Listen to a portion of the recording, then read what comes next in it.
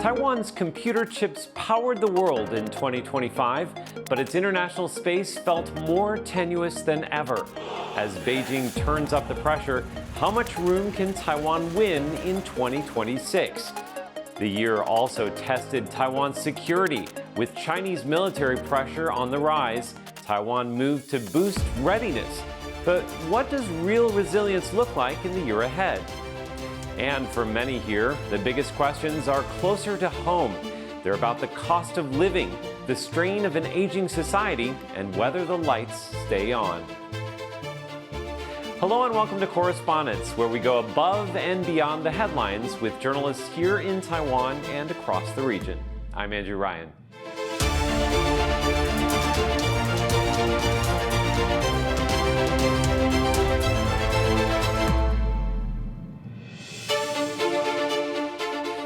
There's no question 2025 has been a high-stakes year for Taiwan. An AI-fueled economic surge, mounting pressure from China, natural disasters, and a more divisive political climate. As we look ahead to 2026, hopes for the new year run high, and so do the challenges. We can't predict the future, but today we are joined by two distinguished journalists who will help us understand what to watch in the year ahead. Ben Blanchard is the Taiwan bureau chief for Reuters, and Silva Shih is a senior managing editor at CommonWealth magazine. Hi, Silva. Thank you for having me. Thank you both for being here. Now, before we look ahead to the future, a quick review of 2025. When you think of this past year, what are the biggest stories that have had an impact on Taiwan that you can think of? Ben, we'll start with you. Probably it has to be the defense stuff that we're seeing. So we've had most recently, of course, President Lai announcing his $40 billion in supplemental defense spending to 2030. And then in October, for his National Day speech, he unveiled the T-Dome. So this is a sort of an all-encompassing, multi-layered air defense dome, partly based, not completely, but partly based on what Israel has with its Iron Dome and similar systems to that. So it's really President Lai underscoring his determination to defend Taiwan in the face of what the government says is this unceasing pressure campaign from Beijing. How about you, Silva? What do you think of when you think of 2025 as being the most impactful story for Taiwan? I would definitely say Trump administration. So I still remember when Trump announced the new tariffs globally, my colleagues and I stay up late and almost like 10 people can't sleep, and we have to figure out what's going on, what this means, reciprocal tariffs. And until today, Taiwan doesn't have our final answer yet. So I think it's gonna impact not only Taiwan industry, business community, and also how our government try to collaborate with the US government. So that's still a pause for us. Before we go on to 2026, I also want to take a closer look at some of the special reports that your two organizations have produced in 2025. Now, Ben, your team at Reuters, you did a really interesting piece on a small Taiwanese island just off the coast of China. Tell us about that. So we, for a long time, actually been trying to go and visit this island called Dardan Island. It's the front line of the front line. So it's part of the Jinmen group of Taiwan-controlled islands right next to the Chinese coast. It's been a closed military zone for a very long time, but actually over the last couple of years, the government has opened it up for tourists. And my colleagues applied, and we went to do a story there. Now, you weren't able to actually go yourself. No, actually, so there are limits on who can go there, right? So not being a Taiwanese citizen, not being a passport holder, I can't actually go to that. So it was two of my Taiwanese colleagues who went on it. But yeah, I mean, it's a fascinating place. It's very small. It featured in the Taiwanese TV show Zero Day Attack earlier this year, which sort of imagines a Chinese attack on Taiwan. It also very famously, and I think it was 1950, beat off an actual attack by the People's Liberation Army. So it is an important part of historically looking at the historic tensions, military tensions between Taiwan and China. It's quite a significant place. Jinmen itself, most of Jinmen is a national park, right? They have otters in Jinmen. I've sadly never seen any of these otters in Jinmen, but they do have otters there. You know, so and you've got beautiful old traditional Fujianese-style houses that have been very often lovingly looked after and restored. You got, very cute little B&Bs that you can stay in and stuff. It's definitely worth going to visit. It's one of my favorite places to go to in Taiwan. Now, Silva, you actually also wrote about the Taiwan Strait this past year in 2025, and you talked about what appears to be the disappearing median line. Tell us about that. We try to figure out what's the latest patterns of the Chinese military activities around Taiwan. And the reason why behind this is because we found out that a lot of foreign media or foreign observer of Taiwan pay close attention to Taiwan's situation. But Taiwanese are kind of become more awareness of the situation around us. So we try to use data to tell the story. Median line is kind of imaginary boundary between Taiwan and China, and was drawn by the US in 1950-ish. It's kind of de facto boundary between Taiwan and China. But somehow, especially since the Speaker Nancy Pelosi visited Taiwan in 2023, we've seen the pattern that most of the aircrafts and vessels from China try to cross the line and somehow leads to the disappearing of the median line. So that's how we poke into the data and to tell the story from the data to show the pattern and what's the real situation to Taiwan. Now, you also at CommonWealth Magazine have this PLA tracker. Right. Tell us a little bit about that and how that helps you tell the story for your audience. Why not publish the data daily to tell our readers and most of the observers to understand what's the situation right now in Taiwan? And this is Chinese military activity around Taiwan that you chart. We combine the data from Japan as well. So if you are following the so-called the first island chain, from Japan, Taiwan to Philippines, so you can track the PLA Chinese military activities around this island and along the first island chain. Ben, for Reuters, obviously defense is also a huge story that you've been covering through 2025. Will this continue to be perhaps the top story of 2026 for you? I go back to what I was talking about, the $40 billion in supplemental defense spending.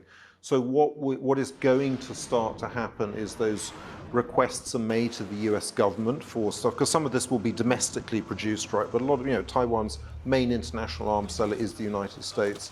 So there's a process here. So the defense minister said a couple of weeks ago they've already started having these preliminary conversations with the Americans as to what exactly they want. But it's going to be contested, of course, in Taiwan because we do have this political deadlock in Parliament. There's a lot of backwards and forwards between the government and the opposition about all aspects of spending, but also, of course, about defense spending. Now, Silva, Han Kuang 41 was perhaps the biggest and most intensive military drills for Taiwan in recent memory. For the next exercises, what are you going to be looking for?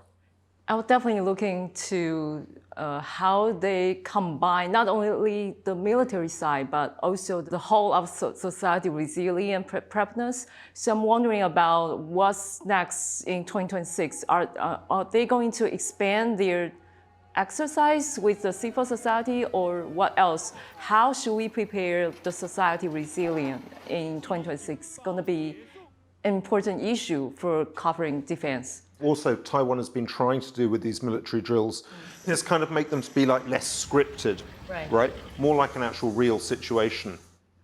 And one of the things the government has repeatedly warned about is what they talk about drills suddenly turning into war. There is so much military activity around Taiwan on a daily basis.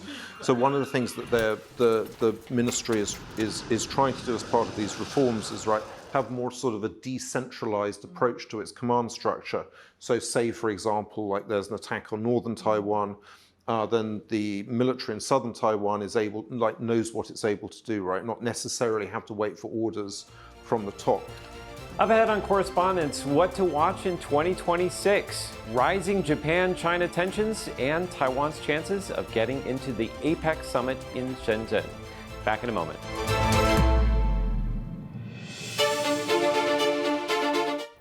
Is there a place you've been searching for?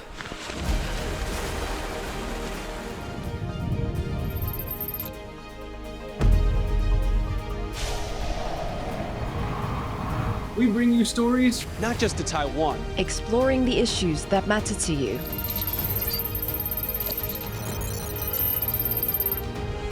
This is a journey that will move you. Our stories are all connected. TaiwanPlus.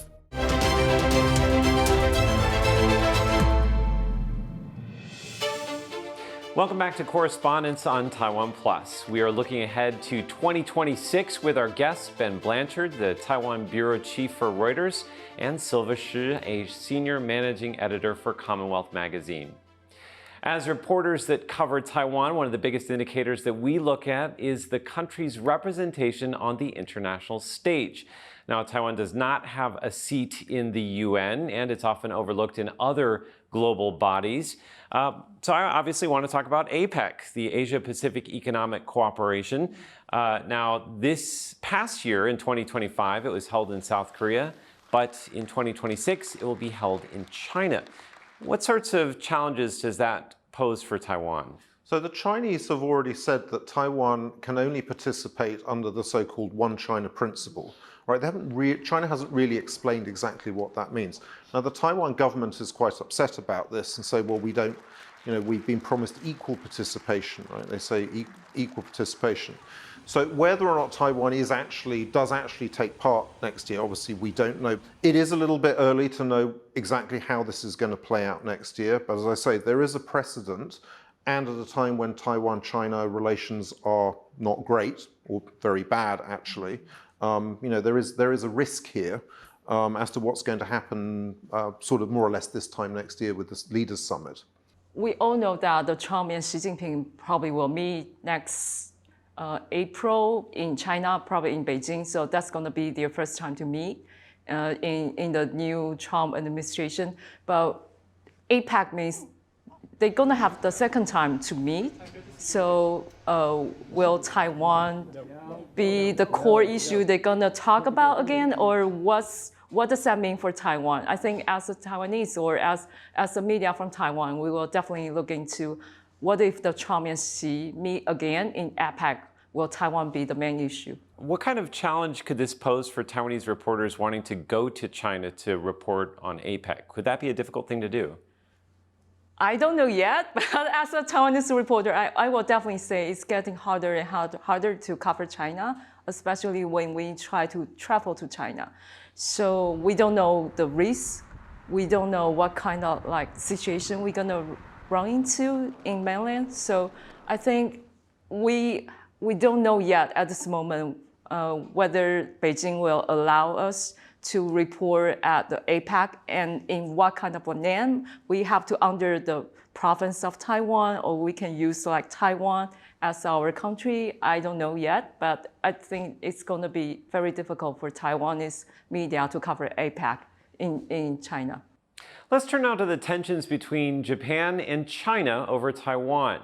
In November of 2025, Japanese Prime Minister Takaichi Senai's comments were interpreted as saying that Japan could get involved if China attacked Taiwan. Now, Silva, how big of a story is this for CommonWealth? We've done a lot of story and especially to explain what happened and how come Japan is so brave at this moment. Especially, I just came back from Tokyo. I went to Tokyo last month. I found that most of the scholars and officials I talked to, they are so interested about Taiwan's feedback on this incident.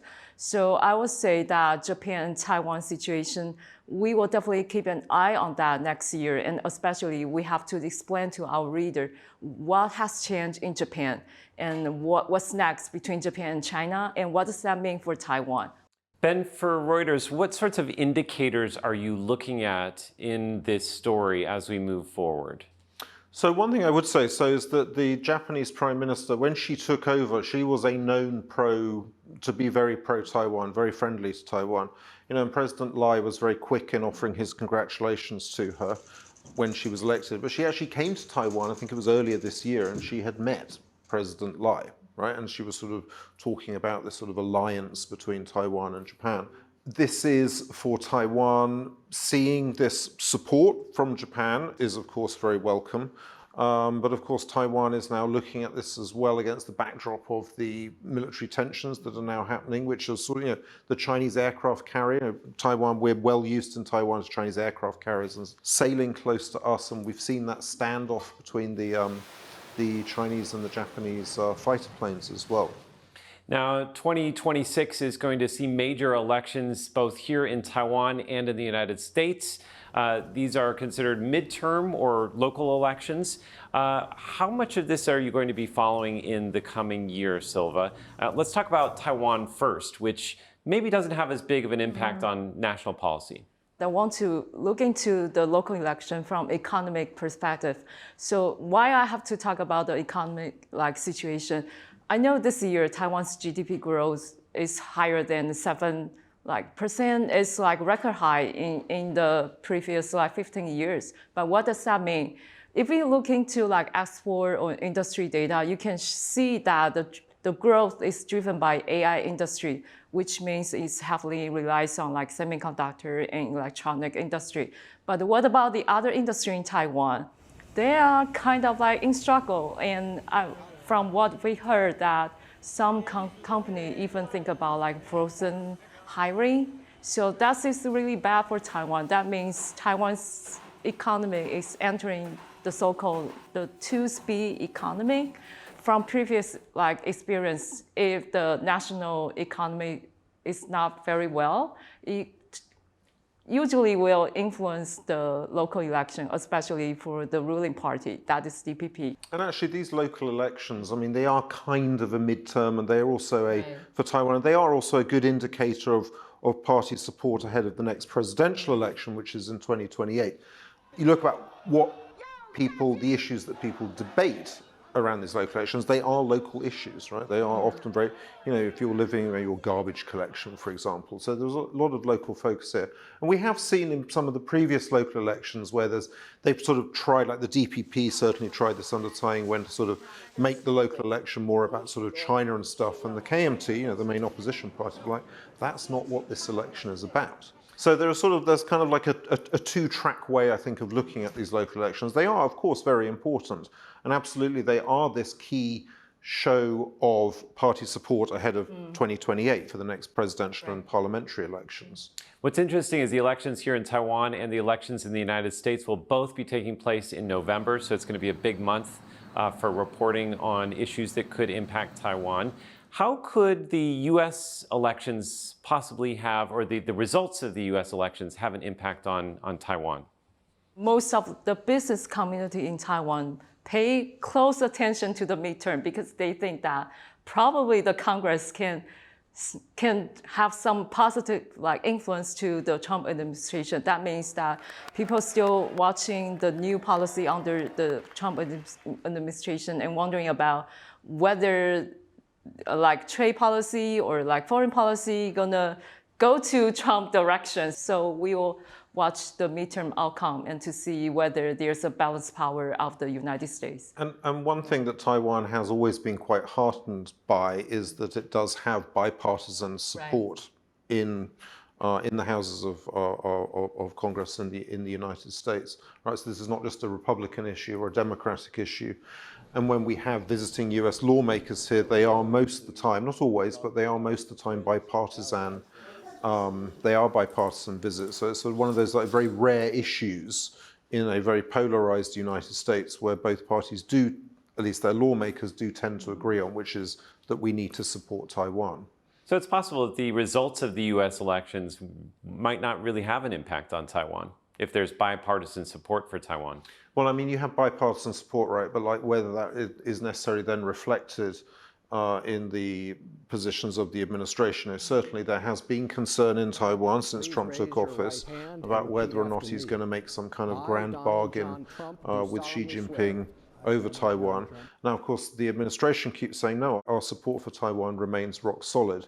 Although I would point out, so far, since Trump took office for his second term, we've only had one new arms sales package announced, which was, $330 million US for basically spare parts for F-16 planes. So we haven't had that yet. And now we have this supplemental budget that Taiwan's putting forwards. That process has got to work its way through the administration and through Congress in the United States. Now, we spent a lot of time talking about big stories related to geopolitics, defense, but there are a lot of domestic concerns too. Bread and butter issues like commodity prices, which you mentioned a little bit earlier, energy security, and the transition to a super aging society. In your conversations with Taiwanese people, what do you think is the biggest domestic issue that it could have an impact on Taiwan in the coming year? I think most of the Taiwanese, like privately, people all talk about like housing issue and how imbalance of the industry we have right now. So the money issue is still the most like core like discussion topic in Taiwan. So it definitely gonna influence the year ahead. Now, both of you travel a lot for work, also for pleasure. I want to end the show by asking for your favorite under-the-radar places to visit in Taiwan in the year 2026. We'll start with you, Ben. For me, this is a very easy question, is to go and visit Little Burma or Little Myanmar, which exists in New Taipei in Nansijia. It's very easy to get to. It's just at the end of the subway line. So a lot of people don't know this, but Taiwan is actually home to quite a large Sino-Burmese community. So these are ethnic Chinese who've come from Myanmar sort of post-1949. There was different periods when they've come here. And there's a large community that lives there. They all speak Burmese. All the signs on the streets there and the shops in the restaurants, they're all in Burmese. Excellent food. It's not really sort of done for the tourists, right? You don't get tour groups that go down there. It is a very local experience. The food is excellent. I've been down there to cover protests when they had the coup in Myanmar 4 years ago or so, right? And you see little pictures of Aung San Suu Kyi in the shops and stuff, and it really is, for me, very off the beaten track, and I go as often as I can. Now, Ben, you actually put together a Reuters city memo for Taipei, sharing some of your tips for traveling to Taipei. Let's have a look. Welcome to Taipei. I am going to show you what to do, what to see, and of course, what to eat. I'm at the Taipei Fine Arts Museum, where not only do they have the most amazing modern Taiwanese art, it's also extremely cheap to get in, about $1 US. I'm here in Jane, which is one of my favorite shops in Taipei, and I'm just looking for some more gorgeous little things for my house. Bingalaba from Little Myanmar. I am about to go and eat my favorite dish, which is mahingya. That's a Burmese noodle soup, and I absolutely love it. Absolutely amazing. It's slightly spicy, it's slightly sour. I can highly recommend coming here if you're in Taipei. How about you, Silva? Underrated place to visit in Taiwan in 2026? So the answer is quite easy for me as well. I would definitely highly recommend Matsu. Matsu is a small island just the north of Taiwan. So the reason why I recommend Matsu is not only because of its historical background, because it used to be a military ground. So it's still easy to see like a military person walking on the street and a lot of like military facilities on the island. But if you like go like mountain hiking, and you go like whichever like mountain in Matsu, you can stand there and watch like Chinese vessel, Chinese fishermen around you, and you can also see like Fujian just across you. So I think that's experience quite like shocking for especially for Taiwanese like me. And the bonus is Matsu's local alcohol, Laojiu. Super good. The best alcohol, better than Jingmen. I think, yes, I will definitely highly recommend. That's a good place to learn about the history, like background of Taiwan, and also the local taste for Taiwan. Correspondents is the name of our show, so I have to ask a journalism question here on the cusp of the new year 2026. As journalists, what is your hope for our profession as we face fake news, AI, all the challenges that reporters face? What is your hope for reporters in reporting in 2026, Ben? So Taiwan's government says that Taiwan faces this deluge of fake news and disinformation that comes from China. Obviously, there's a shared language, very similar culture stuff. It's quite, they say it's quite easy for China to do this.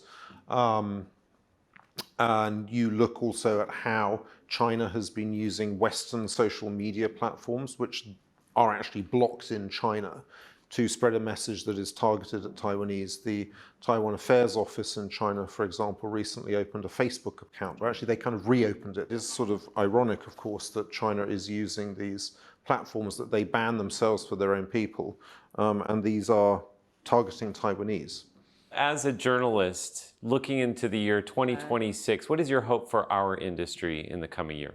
I hope that good reporter or like young promising people who want to join in this industry can stay in this industry. What I've seen is more and more like very good and professional like journalists, especially cover like hard issue, are leaving in this industry. So that means we leave room for disinformation or fake news to infiltrate like people's information cycle. So I think that's a huge issue for Taiwan. I know Reuters probably don't have this kind of like issue or problem, but for Taiwan local media, that's I would say top one issue because of the whole business model has collapsed and it's very hard to attract like very good people to join. Yeah, we're definitely seeing more reporters, kind of people reporting the news on their own social media, so they're not actually trained as reporters. Right. Also seeing news being written by artificial intelligence, it's definitely a concern for us too. So on that note, thank you both for joining us in this edition of Correspondents. I'm Andrew Ryan. I also want to thank you for watching and wish you a very happy 2026. We'll see you next time.